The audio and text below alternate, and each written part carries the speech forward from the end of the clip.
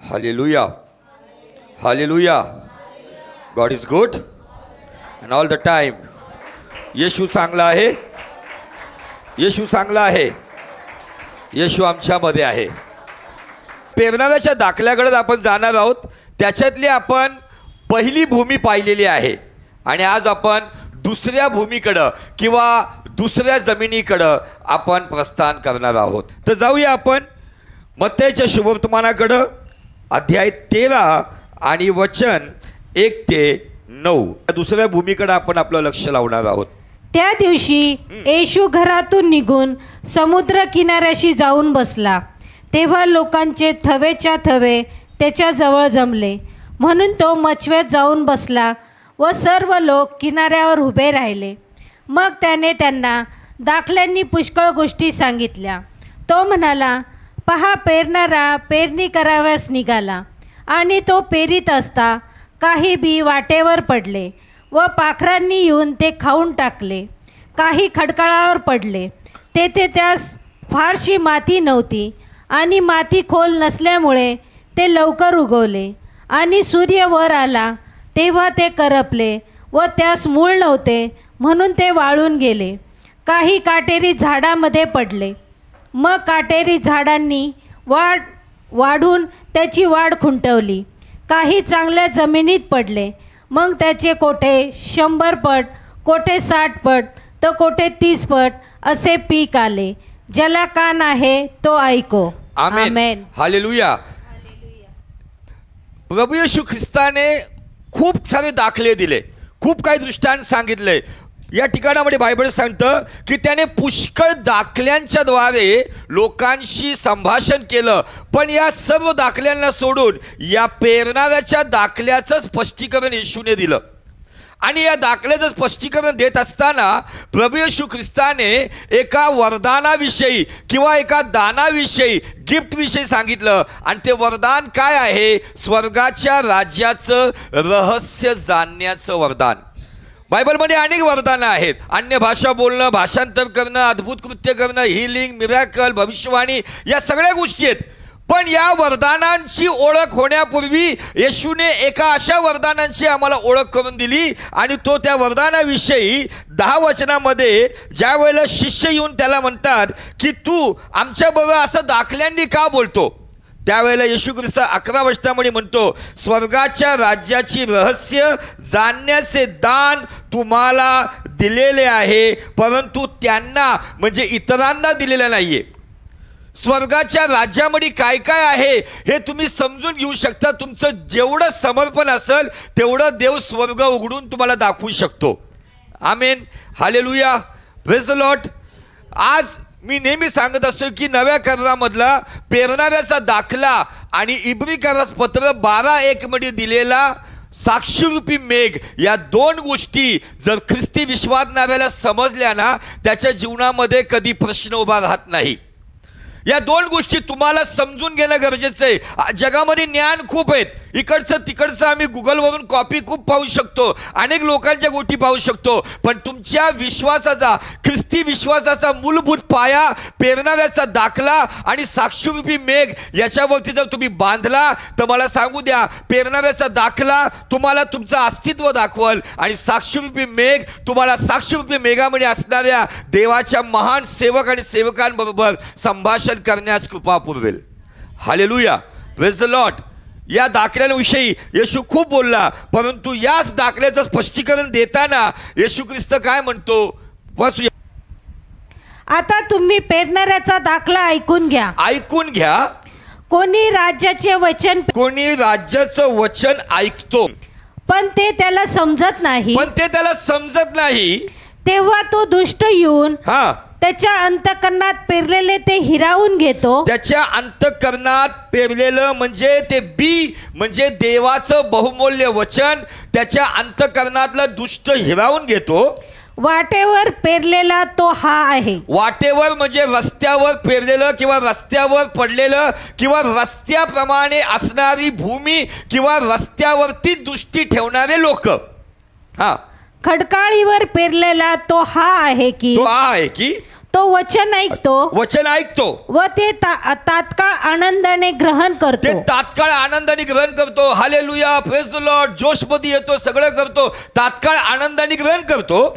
परंतु त्यास मूळ नसल्या कारणाने त्याला मूळ नसल्या कारणामुळे तो थोडाच वेळ टिकतो. बस. आता मार्क याविषयी काय सांगतो या मार्क याचा 4 अध्याय आणि 14 पासून पुढे. पेरणारा वचन पेरतो. पेरणारा परमेश्वराचा सेवक, परमेश्वर त्याच्या माध्यमातून वचन पेरतो. वाटेवर वचन पेरले जाते. वाटेवर वचन पेरलं जातं. तेथील लोक हे आहेत की ते लोक म्हणजे वाटेची म्हणजे रस्त्याच्या गोष्टींना तो लोकांबरोबर तुलना करते. हा, त्यांनी ऐकल्याबरोबर सैतान येऊन त्यांच्यातले पेरलेले वचन हिरावून घेतो. ओके, आता लूक काय म्हणतो, लुकाकडे जाऊया.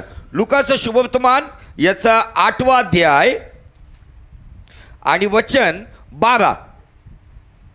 वाटेवर असलेले हे आहे की वाटेवर म्हणजे रस्त्यावरती असलेले हे आहेत की ते ऐकतात, ते वचन ऐकतात. नंतर त्यांनी विश्वास ठेवू नये. नीट ऐका, त्यांनी विश्वास ठेवू नये व त्यास तारण प्राप्त होऊ नये व त्यांना तारण सॅल्वेशन त्यांचं होऊ नये म्हणून सैतान येऊन त्यांच्या अंतःकरणातून वचन काढून घेतो. Hallelujah, praise the Lord. सैतान वचन तेव्हाच काढून घेईल जेव्हा मी त्याला ते काढून घेण्यासाठी स्वतः त्याला मदत करेल. या पहिल्या जमिनीविषयी आम्ही जर पाहिलं तर मी एक नाव दिले त्यांना. त्या ठिकाणामध्ये प्रभूने एक उदाहरण दिलं की पक्षी ते बी घेऊन जातं. हे ते लोक आहेत ज्यांना आम्ही नाव देतो चूजी ख्रिश्चन, जे फक्त आपल्या गरजेपुरतच फक्त देवाशी कनेक्ट असतात, जे इथं येऊन बसतात परंतु त्यांचं लक्ष सगळं जगात असतं, त्यांच्यामध्ये वचन राहत नाही. बायबल सांगतं सर्व रक्षणीय वस्तूंपेक्षा आपल्या अंतःकरणाचं विशेष रक्षण कर, नीतिसूत्र 4:23 प्रमाणे. अंतःकरणाचं रक्षण केवळ देवाचं वचनच करू शकतो, कारण वचन म्हणजेच येशू आहे. Hallelujah, praise the Lord. दुष्ट अनेक वर्षापासून तुमच्या जीवनातलं धन दौलत हिरावून घ्यायला आलेला नाहीये, तर देवाच्या दृष्टीने जे अनमोल वचन आहे ते वचन काढून घेण्यासाठी तो आलेला आहे. लूक खूप सुंदर रीतीने सांगतो की त्यांचं तारण होऊ नये म्हणून तो वचन काढून घेतो. आणि का काढून घेतो पुढे ऐका काय सांगतं वचन. खडकाळावर असलेले हे आहे की ते ऐकतात तेव्हा वचन आनंदाने ग्रहण करतात. ते ऐकतात, वचन आनंदाने ग्रहण करतात, पण त्यास मूळ नसते. त्यांना मूळ नसल्यामुळे ते काही वेळेपर्यंत विश्वास ठेवतात व परीक्षेच्या वेळी गळून पडतात. हालेलुया. पुढे पण वाचा. काटेरी झाडामध्ये पडलेले ते हे आहे की ते ऐकतात आणि संसाराच्या चिंता, धन व विषय सुख ह्यात आयुष्यक्रमण करीत असता त्यांची वाढ खुंटते व ते पक्क फळ देत नाही. हालेलुया. हालेलुया. उत्तम जमिनीकडे जाण्या अगोदर या ठिकाणात 3 नकारात्मक जमिनी आहेत किंवा 3 प्रकारचे स्वभाव आहेत किंवा 3 प्रकारचे समुदाय आहेत, ज्याच्यापैकी वाटेवर पडलेलं जे आहेत, जे लोक वचनाविषयी अजिबात ते गंभीर नसल्यामुळं, वचनाचं सिरियसनेस नसल्यामुळं ते जग आणि जगाच्या गोष्टीमध्ये रमणारे लोक, त्यांच्यातलं वचन तो काढून घेतो, कारण दुष्टाला त्यांचं तारण व्हावं अशी त्याची इच्छा नाही. हे जे चूजी ख्रिश्चन आहेत, जे चर्च बदलत जातील, जे अनेक मोठमोठ्या ठिकाणी जातील, इकडून तिकडे जातील, पण वचनाला महत्त्व देत नाही, त्यामुळे त्यांच्या जीवनात अडखळण येतील. Hallelujah, praise the Lord. बोलो येशू मसीह की. पहिलं बी पाखराने उडून नेलं, दुसरं बी काय झालं, जळून गेलं, तिसरं बी कच्चं राहिलं. या 3 गोष्टी मनुष्याच्या जीवनाला दर्शवतात. म्हणून मी सांगितलं की ज्याला पेरणाऱ्याचा दाखला समजला ना, त्याला आपल्या जीवनामध्ये मी कोणत्या प्रकारची जमीन आहे त्याचं त्याला परीक्षण करता येईल. का माझ्यातलं वचन मी आज सांभाळून ठेवतोय का. काल मी एका ठिकाणामध्ये प्रचार करताना देवाने मला सॅम्युएलच्या जीवनातून एक उदाहरण दिलं. थोडंसं आपल्या विषयाशी कनेक्टेडच आहे, त्याच्याकडे थोडंसं जुन्या करारात आपण जाऊया. पहिले शमूएल, फर्स्ट सॅम्युएल याचा 3रा अध्याय आणि त्याचं शेवटलं वचन काय सांगतं. परमेश्वराने सॅम्युएलला शिलोमध्ये पुन्हा दर्शन दिले. म्हणजे याच्या पूर्वी त्याचं दर्शन आहे, परंतु पुन्हा देवाने सॅम्युएलला दर्शन दिलं. जे परमेश्वर आपल्या वचनाच्या द्वारे शमूएलाला प्रगट झाला.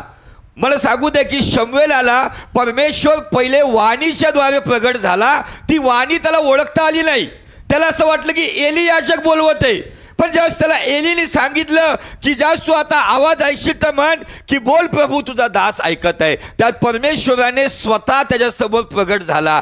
परंतु शिलोमध्ये त्याला देव पुन्हा प्रगट झाला. पण ते प्रगटीकरण जे आहे ते अब्रामासारखं आहे. अब्रामाला पण देव दर्शनामध्ये वचनातून प्रगट झाला. अब्रामाला देव सक्षम रीतीने पण पाहू शकत होता, समक्ष येऊन दर्शन देत होता. परंतु ज्यावेळेस अब्राम निराश होता, ज्यावेळेस अब्राम एक मोठं युद्ध जिंकून आला होता, मल्कीसदेक याजकाकडून पहिलं प्रभुभोजन आणि पहिला दशांश त्यांनी दिला आणि प्रभुभोजन पण घेऊन आला. पण त्यानंतरही अब्राम निराश होता. बायबल सांगतं देवाचं वचन अब्रामाकडे दृष्टांतामध्ये आलं आणि वचन असं सांगतं की अब्रामा भिवू नको, मी तुझी ढाल आहे, मी तुझं अत्यंत मोठं प्रतिफळ आहे. जे वचनाच्या द्वारे देव अब्रामाला प्रगट झाला, तसंच सॅम्युएलला देव वचनाद्वारे प्रगट झाला. त्याच्या मागचं कारण काय, तर याच अध्यायामध्ये 19 वचनात त्याचं उत्तर आहे. वेळ वाढत गेला देवाच्या सानिध्यात, परमेश्वर त्याच्या सोबत असे व त्याचे कोणतेही वचन त्याने वाया जाऊ दिले नाही. आमेन, हालेलुया. सॅम्युएलला पुन्हा शिलोमध्ये देवाने वचनाद्वारे दर्शन का दिलं, कारण बायबल सांगतं सॅम्युएलने देवाचं कोणतंही वचन वाया जाऊ दिलं नाही. आज तुमच्या जीवनामध्ये तुम्ही दर्शनापासून दूर का आहात? तुमच्या जीवनामध्ये आशीर्वादापासून दूर का आहात? तुमच्या जीवनामध्ये बरकत आणि छंगाईपासून दूर का आहात? त्याचं उत्तर तुमच्याकडे आहे. तुमच्या जीवनात तुम्ही देवाचं वचन किती वाया घालवलं आणि किती सांभाळून ठेवलं, त्याच्यावर तुमचे आशीर्वाद आहेत. जर तुम्ही वचनाबाबतीत गांभीर नसल, आम्हाला कुणीतरी 10 वर्षापूर्वी आम्हाला शिवी दिली ते आम्हाला आज पण आठवतं, पण 10 दिवसापूर्वी मला संदेश काय आला ते जर मला आठवत नाही तर हे माझं दुर्भाग्य आहे. सॅम्युएलला दर्शन मिळण्यामागचं मुख्य कारण हे रेव्हलेशन आहे. हे रेव्हलेशन आहे, प्रगटीकरण आहे, नुसतं संदेश नाही आहे. या एका लाईनमध्ये कुणाचं तरी लाईफ बदलू शकतं. आज ज्ञान जगामध्ये अफाट आहेत, याचं त्याचं ऐकून आम्ही ऐकू शकतो, बोलू शकतो, पण रेव्हलेशनसाठी तुम्हाला देवाच्या चरणाजवळ तासनतास बसावं लागतं. मी देवाला प्रश्न केला होता की देवा, सॅम्युएलला तू पुन्हा दर्शन दिलं आणि या दर्शनामध्ये, कारण सॅम्युएलचे 3 दर्शन आहेत, एक वाणीद्वारे, एक समक्षतेद्वारे आणि एक वचनाद्वारे. हे वचनाचं दर्शन त्याला तू का दिलं, तर देव म्हणतो की सॅम्युएलने त्याच्या त्या कमी वर्षामध्ये, त्या कमी वयामध्ये त्याला मी इतक्या मोठमोठ्या गोष्टी सांगितल्या, इस्रायलचा न्याय सांगितला, एलीच्या घराण्याचा न्याय सांगितला, त्यांनी प्रत्येक वचन सांभाळून ठेवलं, कोणतेही वचन वाया जाऊ दिलं नाही. म्हणून नव्या करारामध्ये येशू म्हणतो की ते रस्त्यावर पडलेले लोक आहेत, त्यांच्यातलं वचन ज्यावेळेस जातं त्यांच्या जीवनामध्ये निराशा येते. Hallelujah, praise the Lord. जर तुम्ही देवाच्या वचनाची कदर करताल तो परमेश्वर तुमची कदर करेल. जर तुम्ही देवाच्या वचनाचा आदर करताल तो परमेश्वर तुमचा आदर करेल. जो आपल्या जीवनातून वचनाला उंच करतो तो देव त्याला आपल्या जीवनात उंच करतो. Hallelujah, praise the Lord. जर तुम्हाला आज रात्री असं वाटतंय की सॅम्युएल प्रमाणे मलाही दर्शन मिळावं, ठीक आहे, मागील काही दिवसापर्यंत मी वचनाला इतकं महत्त्व दिलं नाही, पण आजपासून देवा मी तुझं वचन सांभाळून ठेवल. कारण दावीद महाराज म्हणतात स्तोत्र 119:11 मध्ये, हे देवा मी तुझ्या विरुद्ध पाप करू नये म्हणून तुझं वचन माझ्या हृदयात जपून ठेवलेलं आहे. तुमच्या हृदयात जी गोष्ट जपून ठेवताल तीच तुमच्या तारणाचं आणि तीच तुमच्या पडण्याचं कारण आहे. तुमच्या हृदयात जगाच्या गोष्टी असेल निश्चित पडण्याचं कारण होईल, पण तुमच्या हृदयात देवाचं पवित्र वचन असेल तीच गोष्ट तुम्हाला उभे राहण्यास कारणीभूत ठरेल. Hallelujah, praise the Lord. आज तुमच्या जीवनाला तपासा. आज लोकांकडं नुसतं बी पण त्या बीचं पीठ निघत नाही ना, त्या बी मधून पीक येत नाहीये. फक्त मोठे मोठे बिया सांभाळून ठेवले आहेत. कोणी फॉरेनर्सच्या बिया आहेत, कोणी इंडियनच्या बिया आहेत. कुणाकडे जसं घरामध्ये शेतकरी गहू तांदूळ सांभाळून करतो, तसं आज विश्वासनारायणकडं वचनाचे पोतेचे पोते भरलेले आहेत, पण त्याचा काही उपयोग नाहीये. ज्या दिवशी तुम्ही त्याचं पीठ काढताल त्या पीठालाच रेव्हलेशन किंवा प्रगटीकरण म्हणतात. Hallelujah, praise the Lord. परमेश्वराची इच्छा आहे की तुम्ही त्याचं वचन वाया जाऊ देऊ नका, कारण जर तुम्ही त्याचं वचन वाया जाऊ दिलं नाही तर सॅम्युएलला जसं मी दर्शन दिलं तसं आज रात्री मी तुम्हालाही दर्शन देईल. आमेन, हालेलुया, प्रेज द लॉर्ड. या दुसऱ्या भूमीमध्ये आम्हाला पाहायला मिळतं मत्तई काय म्हणत आहे. या दुसऱ्या भूमीविषयी मत्तई म्हणत आहे, खडकाळीवर पेरलेला तो हा आहे, तो वचन ऐकतो, ते तात्काळ आनंदाने ग्रहण करतो, परंतु त्यास मूळ नसल्यामुळे. या ठिकाणामध्ये मत्तयाने खडकाळीवर पडलेल्या बीचं नुकसान का झालं, खडकाळ जमिनीमध्ये अशी कोणती गोष्ट आहे की ज्याच्यामुळं प्रॉब्लेम बी मध्ये नाहीये, प्रॉब्लेम वचनामध्ये नाहीये, प्रॉब्लेम आमच्या अंतःकरणामध्ये आहे. या अंतःकरणाच्या जमिनीमध्ये टॉप लेवलचं वचन तुम्ही आजपर्यंत घेतलेलं आहे, पण जर ते वचन फलदायी झालं नाही तर तुमच्या जमिनीची तुम्हाला निगा राखली पाहिजे. तुमच्या जमिनीमध्ये तुम्हाला कुठंतरी त्या ठिकाणामध्ये हल चालवून त्या ठिकाणामध्ये त्या जमिनीची मशागत केली पाहिजे. Hallelujah, praise the Lord.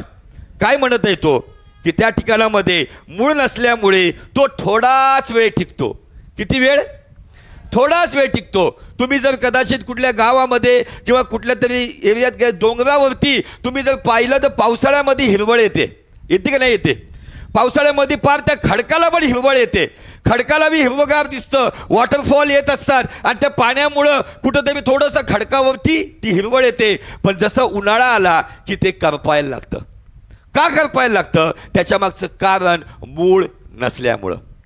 आज आमचं जीवन जगामध्ये किती मुळावले आणि ख्रिस्तामध्ये किती मुळावले, त्याच्याद्वारे तुमच्या चेहऱ्यावरचं रिवायवल दिसणार आहे, तुमच्या चेहऱ्यावरचा हिरवेगारपणा दिसणार आहे, तुमच्या चेहऱ्यावरची टवटवीत गोष्ट कधी दिसल. कारण काय होतं, काही लोक आनंदाने हालेलुया, प्रेज द लॉर्ड, प्रभू तू चांगला आहे, मी हे करेल, फलाना करेल, ते करेल, परंतु ज्या वेळेला अडचणी येतात त्यावेळेला ते सुकून जातात आणि गळून जातात.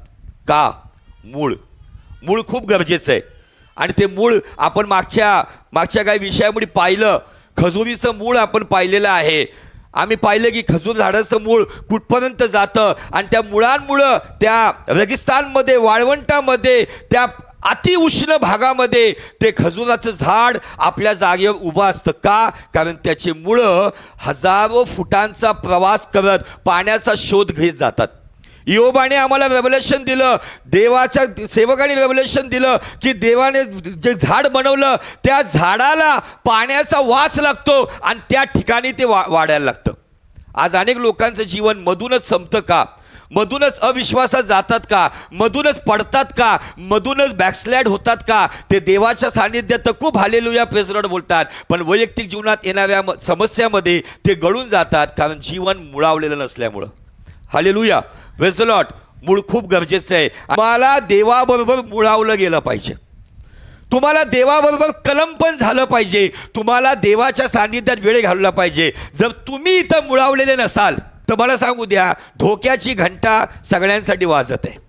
निश्चित अभिषेक काम करेल, उपस्थिती काम करेल, वचनाद्वारे काम करेल, पण इथून बाहेर पडल्यानंतर जे बहुमूल्य वचन, जी बहुमूल्य उपस्थिती मिळाली, तिला जो टिकवून ठेवून रोज देवाच्या भयात जीवन जगतो, तोच एक यशस्वी ख्रिस्ती व्यक्ती बनतो. Hallelujah, praise the Lord. ते काय म्हणतो, त्याला मूळ नसल्यामुळं तो थोडा वेळ टिकतो आणि वचनामुळे, नीट ऐका, वचनामुळे संकट आले किंवा छळ झाला म्हणजे तो लागलेच अडखळतो. म्हणून कशामुळे संकट? वचनामुळे संकट. कदाचित तुम्ही वचन ऐकलं असेल क्षमा मागण्याविषयी, क्षमा करण्याविषयी, पण वेळ आल्यावरती जर आम्ही कडूपणाने तिथंच अडकून पडलो तर या गोष्टीमुळे येणारं संकट आम्हाला बॅकस्लाइड करू शकतं. प्रभू भोजनाचा उद्देश काय? जितक्यांना तुम्ही भाकर खाता, जितक्यांना प्रभूचा प्याला पिता, तितक्यांना त्याच्या मरणाची व त्याच्या येण्याची घोषणा करता. हे वचन जर तुम्ही घेतले आणि तुम्ही म्हटला मी प्रभू भोजन घेतले, मी सुवार्थ सांगल, पण जर तुम्ही सुवार्थ सांगत नाही, त्या वचनामुळे जर संकट येते, त्यामुळे निराशा येऊ शकते. Hallelujah, praise the Lord. काय म्हणतो त्याच्याविषयी, खडकाळ जमिनीविषयी थोडंसं तिकडं पण जाऊया. पहिले हेच आहे की वचन ऐकतात ते आनंदाने ग्रहण करीतात. पास्टर खूप मस्त संदेश दिला आज. पास्टर जी बहुत अच्छा आज का वचन था, जबरदस्त प्रीचिंग की आज. आनंदाने ग्रहणही करतात, तथापि त्यांच्यामध्ये मूळ नसल्या कारणाने ते अल्पकाळ थोडा वेळच टिकाव धरतात. आता इथं पण ते सांगते मार्क, वचनामुळे संकटे आली किंवा छळ झाला त्या दिवसामध्ये मला सांगू द्या की महाराष्ट्रामध्ये अनेक सेवकांचं असं म्हणणं आहे की एका मोठ्या छळाचा सामना करावा लागणार आहे. महाराष्ट्रावरती अनेक या सर्व लोकांचं लक्ष आहे. तर मला सांगू द्या, जर तुम्ही वचन स्वीकारले आणि कदाचित तुम्ही ते वचन स्वीकारलं जे पुनरुत्थानाच्या सहभागितेमध्ये आम्ही एंड केला, 2 Corinthians 5:15 वचनावर आम्ही एंड केला, त्या वचनाशी तुम्ही सहमत झाले आणि ते वचन सांगतं तुमच्यासाठी जो मेला, तुमच्यासाठी जो उठला, इथून पुढे स्वतःसाठी नाही तर त्याच्यासाठी जगायचंय. आणि या वचनामुळे जर छळ होतोय तर सांगू नका की आम्ही प्रभूच्या वचनामुळे चालतो म्हणून छळ झालाय. मला सांगू द्या, या वचनामुळे छळ झाला आणि त्यात जर तुम्ही टिकून राहिला तर स्वर्गीय राज्यात प्रतिफळ हे मिळणारच आहे. Hallelujah, praise the Lord. Look काय म्हणतो, लुकाचं काय स्टेटमेंट आहे, 13 वचन, लूक 8:13. खडकाळवर असलेले हे आहे की ते ऐकतात, तेव्हा वचन आनंदाने ग्रहण करतात. ते वचन आनंदाने ग्रहण करतात, पण त्यास मूळ नसते. ते काही वेळेपर्यंत विश्वास ठेवतात व परीक्षेच्या वेळी गळून पडतात. परीक्षेच्या वेळी रस्त्यावरचं जमिनीवरचं बी उडून गेलं, खडकावरचं बी गळून गेलं. पण याचं नैसर्गिक कारण काय म्हणतो मत्तय, याचं नैसर्गिक कारण काय म्हणतो, मत्तय 13 आणि वचन 5 वाचा. एक नैसर्गिक कारण आहे तिथं. काही खडकाळावर पडले, तेथे त्यास फारशी माती नव्हती. नीट ऐका, तिथे त्याला फारशी माती नव्हती आणि माती खोल नसल्यामुळे. माती खोल नसल्यामुळे हे नैसर्गिक कारण आहे. हे नैसर्गिक कारण झाडाच्या मजबूतीसाठी असतं. माती खोल नसल्यामुळे ते लवकर उगवलं. कधी कधी काय लोक खूप झटपट उगवतात, झटपट आपलं एकदम काहीतरी दाखवतात. मला अशा लोकांचा खूप अनुभव आहे. जे डुप्लिकेट असतात ते हॉलिवूडमध्ये संडेला असतात आणि हॉलिवूडमध्ये मंडे टू सॅटर्डे असतात. समजतं, हॉलिवूड. आज ती माती कमी असल्यामुळं, माती खोल नसल्यामुळं लगेच उगवतात. यावरती मला एक सुंदर कोलंबसची एक सत्य घटना मला आठवते. कोलंबस किती लोकांना माहिती आहे? त्यांनी जलप्रवास केला, ज्यांनी अमेरिकेचा शोध लावला है ना, तोच आहे ना. त्यांनी ज्या जहाजाने प्रवास केला, नीट ऐका, त्याने कोलंबसने ज्या जहाजाने प्रवास केला त्या जहाजाला म्हणतात शिडाचं जहाज, म्हणजे बांबूचं जहाज. त्याने ज्या बांबूच्या जहाजाने हजारो किलोमीटरचा जलप्रवास केला त्या बांबूला म्हणतात चायनीज बांबू. आणि या चायनीज बांबूचं ज्या वेळेला रोप लावण्यात येतं त्यावेळेला असं म्हणतात, किंवा हे सत्य परिस्थिती आहे, तुम्ही गुगलवरती पण सर्च करू शकता, कारण सध्या आम्ही गुगलवरती लय सर्चिंग करत असतो. ते चायनीज बांबूचं रोप ज्या वेळेला जमिनीमध्ये लावण्यात येतं त्याला फक्त वरतून पाणी घालतो आणि तो शेतकरी निघून जातो. 5 वर्ष ते झाड वर वाढत नाही, तर 5 वर्ष ते जमिनीच्या आत वाढतं. किती वर्ष? 5 वर्ष ते जमिनीच्या आत वाढतं आणि 5 वर्षानंतर ते झाड 35 आठवड्यामध्ये 50 फूट वाढतं. हालेलुया. आणि म्हणून ते बांबूचं, त्या बांबूला महत्त्व काय आहे, ते बांबू समुद्राच्या हवेचा, समुद्राच्या लाटांचा मजबूतीने सामना करतं. ते मधून पिचकत नाही. आमचे बांबू थोड्याच दिवसात पिचकतात. इकडून वारा आला की इथून पिचक, तिकडून वारा आला की इथून पिचक. का?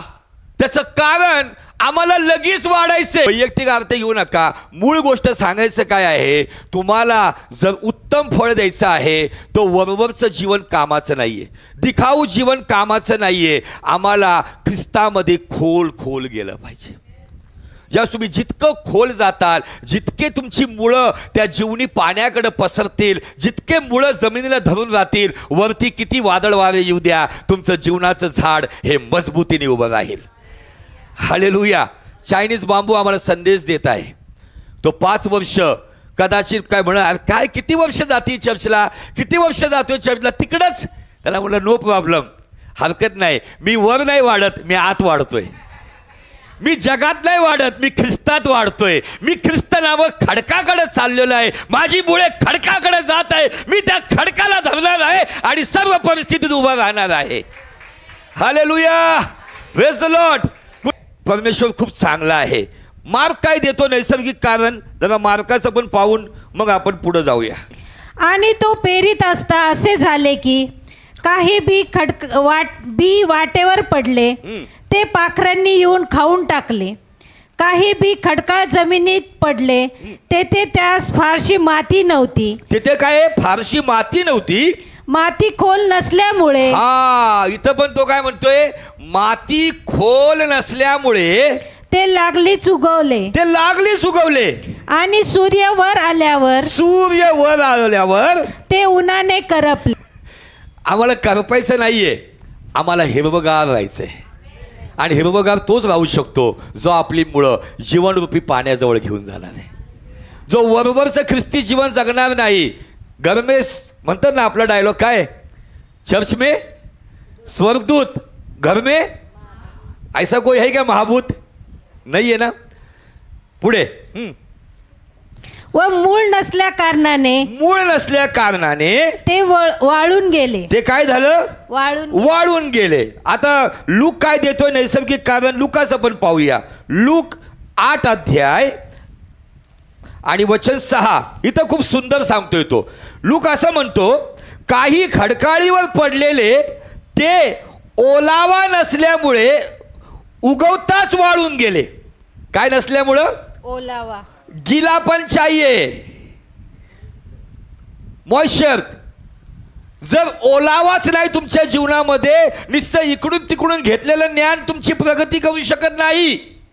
त्या ओलाव्यासाठी तुम्हाला देवाच्या सानिध्यात बसून आपल्या पाप अपराधांची क्षमा मागून अश्रूरूपी नेत्रांनी पेरणी केली तर हर्षाने कापणी होईल. मत्ते आणि मार्क यांचं उदाहरण आहे, माती खोल नाहीये, पण लूक म्हणतोय मातीत ओलावा नाहीये.